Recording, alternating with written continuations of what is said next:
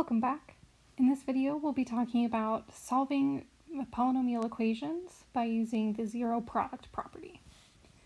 So first, let's talk about what the zero product property is. So the zero product property tells us that if the product of two things is zero, then at least one of those two things in the product has to be zero itself.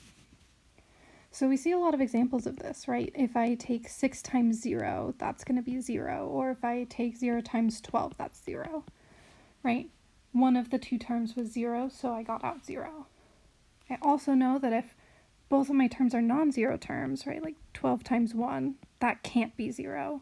Or 6 times 12 also can't be 0, right? So if neither of the two terms are 0, I can't get 0 out. And I'm not limited to just one of them being 0. They could both be 0, right? 0 times 0 is also equal to 0. And this generalizes to any number, any term, really. So for instance, x times 0, that's going to be 0. Or maybe I have 2 times x and I know that's equal to 0.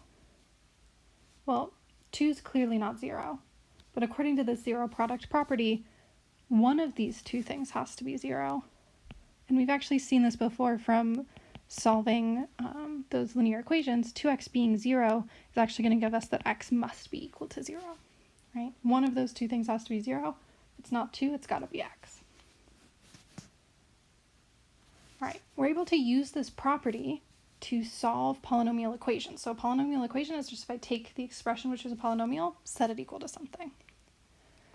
So this is most clear if the thing we have is actually already set equal to 0. So maybe I start with the polynomial x minus 7 times 2x plus 1.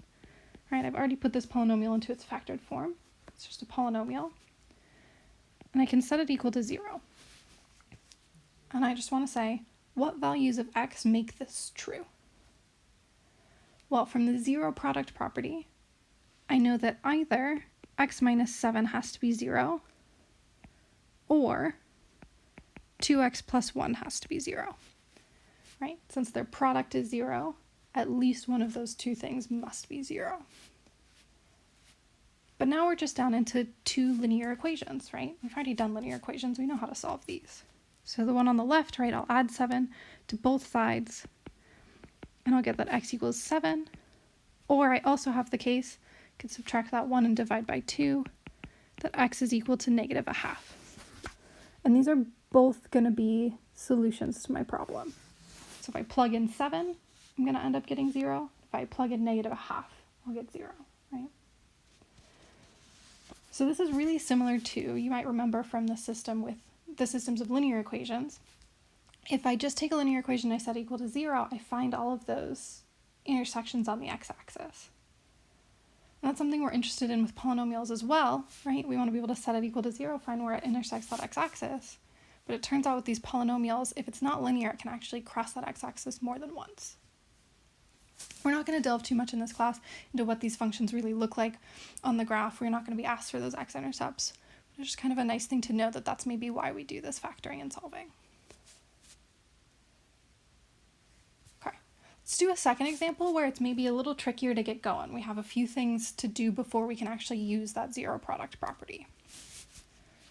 So for second example, we're going to look at negative x squared plus 14x is equal to negative 4x squared plus 5. All right, so nothing's equal to 0 here, so we can't use that zero product property yet. We can definitely get ourselves there.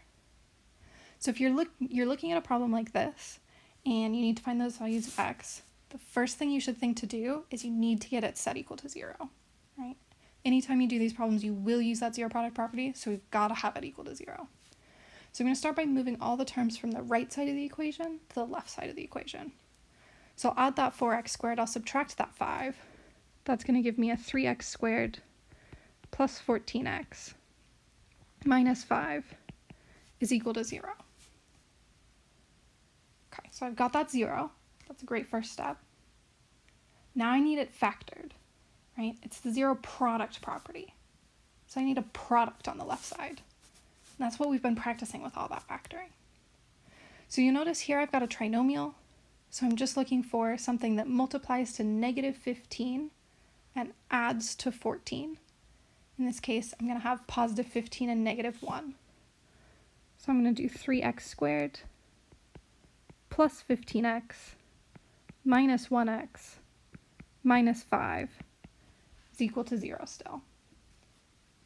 And I'll go through and do that factoring by grouping. For my first two terms, I can pull out a 3x. I'll be left with x plus 5. For my second two terms, I'm going to pull out that negative 1, so I'll get that x plus 5 again. Again, whole thing's still equal to 0. Finish factoring, I'm going to take out that x plus 5, so I'll have 3x minus 1 times x plus 5 is equal to 0. And now I have a product that's equal to 0. So I can set each of those terms equal to 0. I can have that 3x minus 1 equals 0, or I can have that x plus 5 equals 0. Again, solving these, I'll get that x equals positive 1/3, or x equals negative 5. Those will both be solutions to that equation.